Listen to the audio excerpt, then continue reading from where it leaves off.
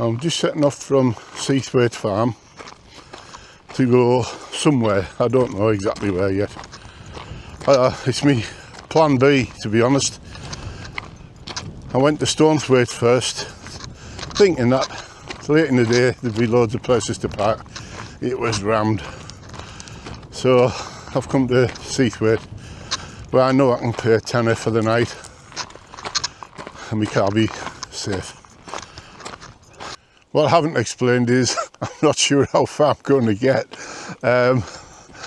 Alright, I've done loads of this in my life, but I've had loads of problems with my back and my left leg, so if I have to turn around I will. I'll be sick, but it's just one of the buggers are getting old.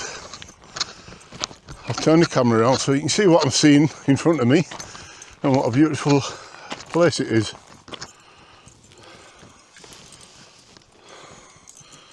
So we go up to Stotley Bridge. You can either go left-handed or right-handed, but I'm going to go right-handed up by those trees, around to Styhead Tarn, to the stretcher box below Great Gable, and then I'll make my mind up from there what I'm going to do if I make it that far. I've arrived at Stotley Bridge. I've just had my rucksack off and had a good drink of water with an electrolyte in it. I'll just show you the view from the bridge. This is looking uphill, and when I turn around there's some people doing the right thing. Look at that, having a swim. Me, I've got to make my way up there by them pine trees and out over the top, and it level, well, it still goes up, but this is a steepish bit, but it's not so bad after that. Sweaty Bob is just having a rest. I've come the majority of the way up the steep bit from Stotley Bridge, and I've literally stopped for a rest because it's hot, very hot. So we'll have a look back down the valley from whence I came. As they always say, don't forget to stop and look back. So I'm looking back. I've done the majority of the steep climb from the bridge. Lovely to see Blencathra in the distance. I did think about going up there, but decided to come, well, anyway, I didn't. I'm just looking up here. Doesn't look very steep, that. But I made the mistake of using that as a shortcut once up the Seathwaite Fell. And it's bloody steep, as my wife Anne will testify to. I was not happy, she was not happy with me then. It's very, very tempting to go and put my head in that, but I'm not. And another very tempting pool. In fact, I'm going to go down there and cool my head off. Oh, my hat's going to be nice and wet. And I'm just... oh, I'm not even cold really. That should be better. Oh, and look at the view. Styhead Tarn's not too far along here, 3/4 of a mile or something. But yeah, what a view, and nice and flat to the tarn now, so should get a bit of a quicker pace on. At last I've arrived at Styhead Tarn. It's a bit smaller than I remember, to be fair. So that is Great End. And going up that way, there's a corridor route up to Scaffold Pike. I've arrived at the stretcher box at the bottom of Great Gable. God, I once come down that with Anne and Joe and Sam. Must have been bloody mad. Anyway, so want to go another 50, well, I'm actually going this way and picking the corridor route up. But we'll be able to see into Wasdale over there shortly. I've just arrived at this little junction. If you follow the path up there, you'll go to Sprinkling Town first, and then, well, you can go Escort, you can go all over. But this is the start of the corridor route, and that's where I'm going along. There is somewhere along there where I stayed a few years ago, and I'm just hoping I can remember where it was, otherwise I'll be coming back. So I set off along the corridor route, and I hadn't gone far along it, and I looked back. I was over there, and I looked back to this lump what I'm on. I thought, that looks all right. I was heading near that gully, I think, up there, that crevice. I know I crossed that one before, because there's a guy fell down there and splashed his eye a bit. He was coming down with his mate. So I was up on that buttress, I think. But anyway, look at the view. And I've dumped my bag over there because I thought there's a spot over there. But I actually think I'm in my Hilleberg Nyack. I think I'll get it in here. There's a bit of sheep poo to pick up, but that's by the by. So I'm going to get my bag, and I've got a room with a view. And that is a smiley face Bob, I tell you, because, well, I'm getting on, and I was worried I wouldn't make it, and I'd thinking I had my last one, but I know it isn't a mega one, but it's I've done it anyway, I've got it here. So that's good. See you later. So I've definitely got a good spot for tonight. A little bit of a slope, but no, I can't cope with. And that is the view out my door. All set up, well, more or less, got to tidy the tent up a bit. Up on this ledge, that's Great End up there. I think that's one of them's broad crag scaffold pikes over there. That's Lingmel. Yeah, down into Wasdale. And looking, I'll just have to make sure that I don't come out and forget where I am tonight. It's not a bad drop, maybe 40-50 foot, but I'll be right. I sort of feel as though I've cheated myself, because I did intend going up on the corridor route. Probably, I think it was somewhere up there, but it's only 3/4 of a mile from where I was when I turned round. So, and this is a stunning view. Right, all stretcher box. And just up here.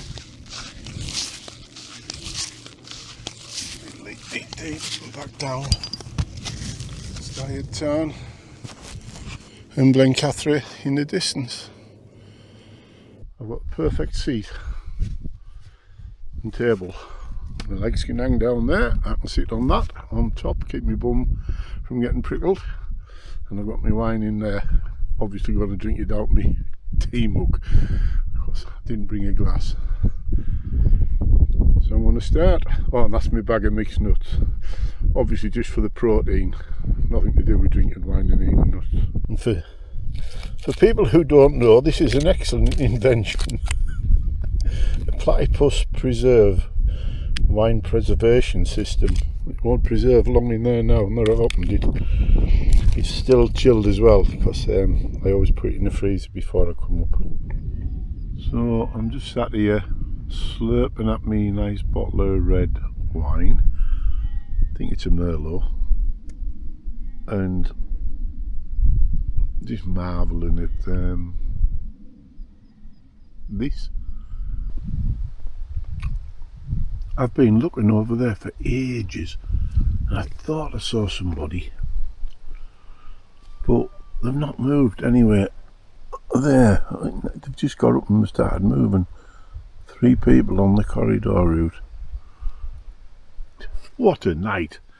I mean, you just don't get nights like this very often, do you? There's a little gentle breeze. There's not a mozzie, midgie, nothing in sight. It's just so awesome. I've just moved for a change of scenery, literally walked 10 yards the other way so I can see Steyr town. And there's not a tent there that I can see, although sometimes they park up around here. Just, everything's just, it's a perfect day, perfect night. I mean, it was sweaty coming up. Yeah, but when I'm here, God, you just look at it. How many people are going to see something like this tonight? That's what gets me.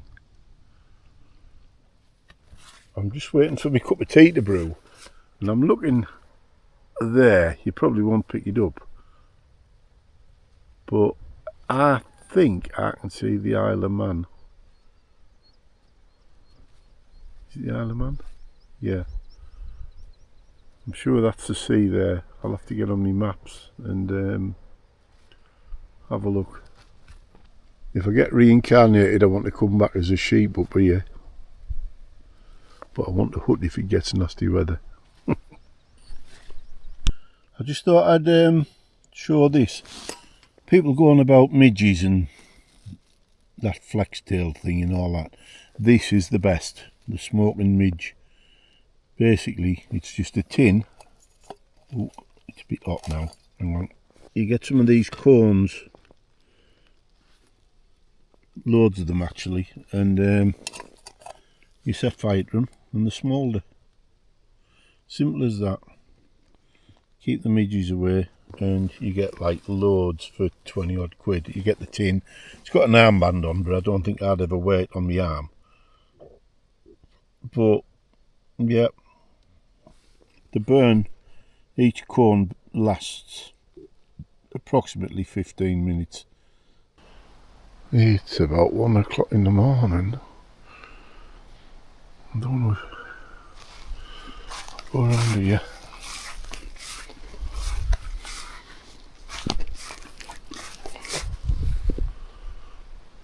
We have people walking on the corridor route. At least 3. It's 5:20. And the sun's just hitting the top and starting to get Great Gable as well.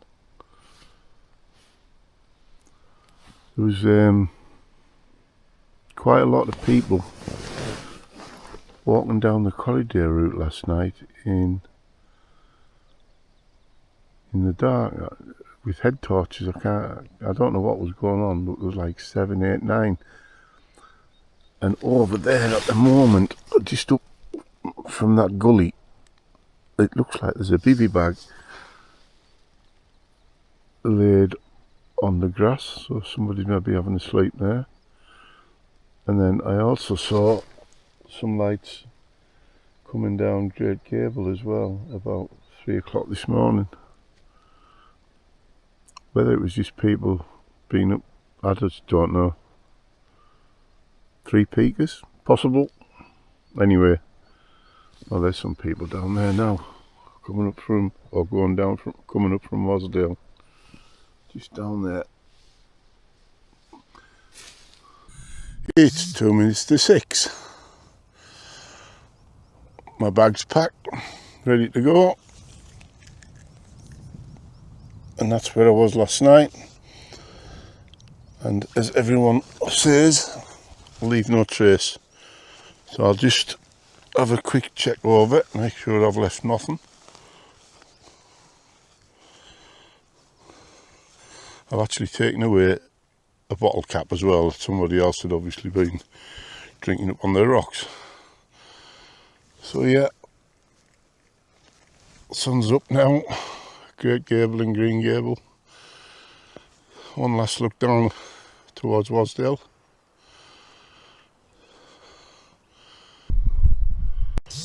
Now then, those people over there, I said earlier that there was, looked like somebody was in a bivvy there, and it looks like they're assisting him down.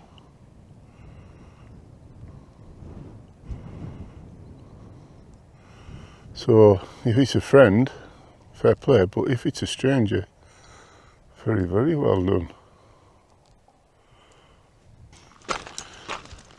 I've just been up, I'm coming back the same way, and I met a guy at the stretcher box, and I was telling him about that bloke I saw and the people helping him down. But he's just come from Wasdale, and he thinks it was mountain rescue because there was an empty mountain rescue vehicle there. So I'll have to look up the incident or call out number or whatever it is and see what it was all about if I remember, and maybe put it up on here.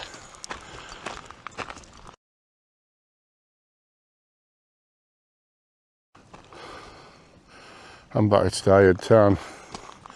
Nice gentle path for a bit, and then we go sort of rocky where you're walking down the beck. But this little bit where I am now, the sun isn't up at the moment, so it's nice and cool here. Still got a sweat on like. And just another look back. Oh, that is just so, I mean, you just expect a dinosaur or something, or a pterodactyl to fly over the top of there, don't you, when you look at that?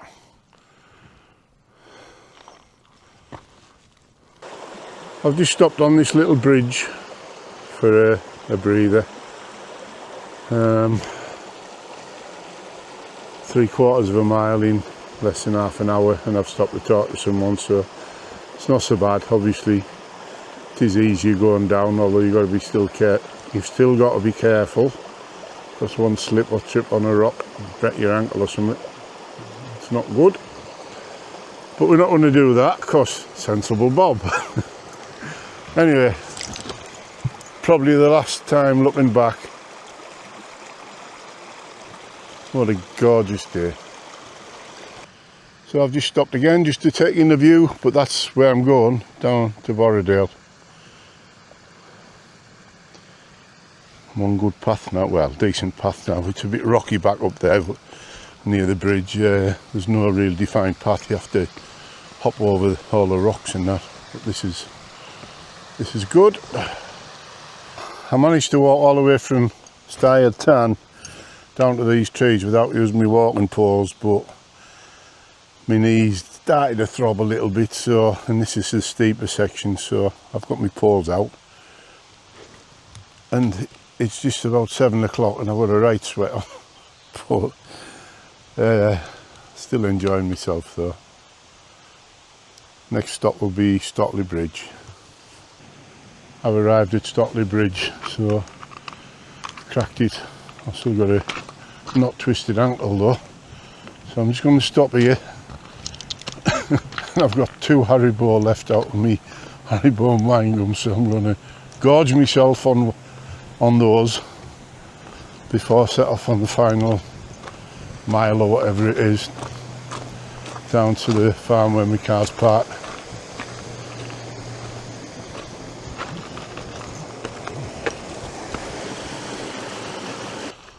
Well, walking this last bit from Stockley Bridge back down to the farm is a pleasure, because we're still in the shade. I mean, it's quite a good path as well. So, and there's a breeze blowing towards me, believe it or not. So it's the coolest I've been this morning, well, for a couple of days. Only about half a mile to go, I think. So it's goodbye from me. I'll go and get a shower. Bye. Well, that was a superb end to a fantastic couple of days, because the shower, it wasn't the best, it wasn't the highest pressure, but just to get a shower and to get some clean clothes on after been sweating like I have. It's just capped it all off. So fair play to Peter at Seathwaite Farm, and thanks to him, the guy who's sort of taking the money and told me I could use the showers because it stayed overnight. Yeah, brilliant.